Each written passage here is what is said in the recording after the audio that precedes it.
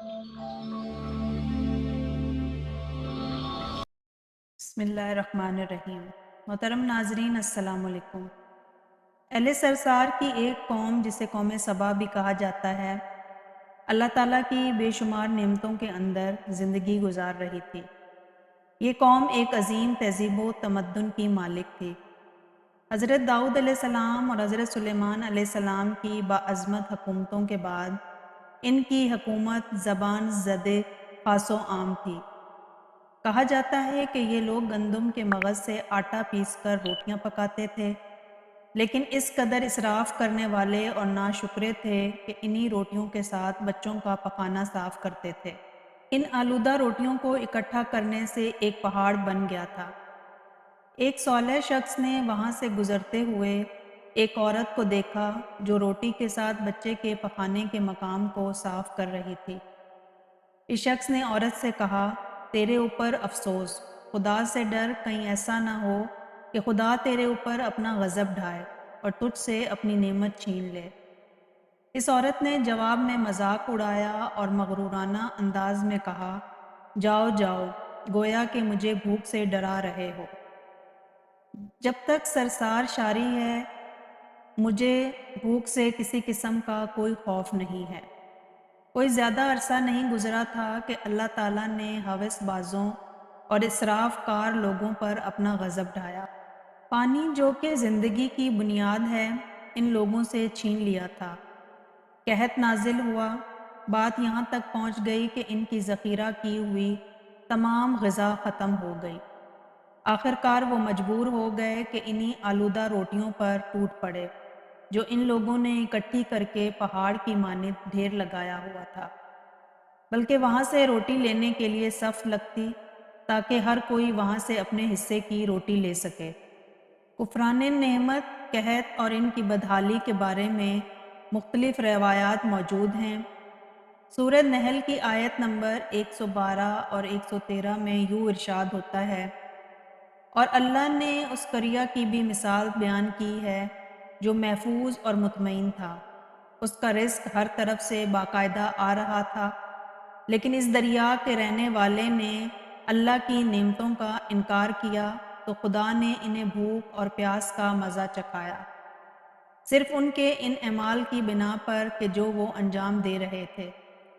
اور یقیناً ان کے پاس رسول آیا تو انہوں نے اس کی تقویم کر دی، تو پھر ان تک عذاب آ پہنچا کہ یہ سب ظلم کرنے والے تھے۔ اسی قوم سبا کے بارے میں ایک اور واقعہ بیان ہوتا ہے کہ ان لوگوں نے اپنے زراعت کو بہتر طور پر کاشت کرنے کے لیے پانی ذخیرہ کرنے کی خاطر بلک کے دو پہاڑوں کے درمیان ایک بہت بڑا بند معرب تعمیر کیا ہوا تھا۔ سراغ اور دوسرے پہاڑوں سے گزرا ہوا پانی اس بند میں آ کر وافر مقدار میں جمع ہو جاتا تھا۔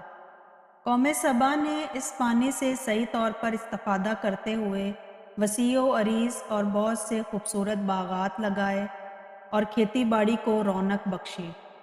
ان باغات کے درختوں کی شاخیں اس قدر پھلوں سے لدی ہوئی ہوتی تھیں کہ کہتے ہیں کہ اگر کوئی شخص سر پر ٹوکری رکھ کر ان کے نیچے سے گزرتا تو پھل خود بخود ٹوکری میں سے گرنا شروع ہو جاتے اور قلیل مدت میں ٹوکری تازہ پھلوں سے بھر جاتی۔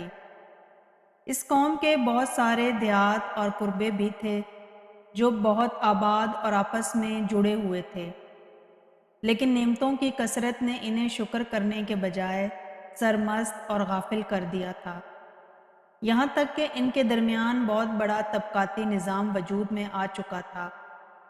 ان میں سے صاحب اقتدار لوگوں نے کمزوروں اور ضعیفوں کا خون چوسنا شروع کر رکھا تھا، یہاں تک کہ ان لوگوں نے خدا سے ایک احمقانہ التماس کیا جس کا ذکر سورہ سبا کی آیت نمبر 19 میں ملتا ہے۔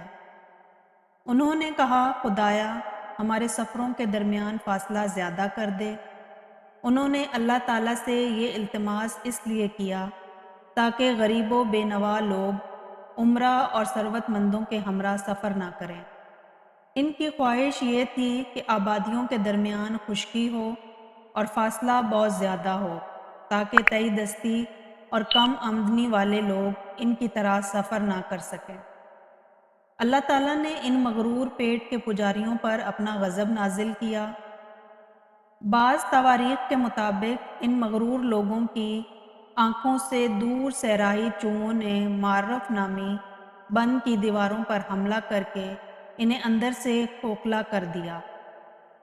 ادھر سے بارشیں زیادہ ہوئیں جن کی وجہ سے سیلاب آ گیا اور اس بند میں پانی بہت زیادہ اکٹھا ہو گیا۔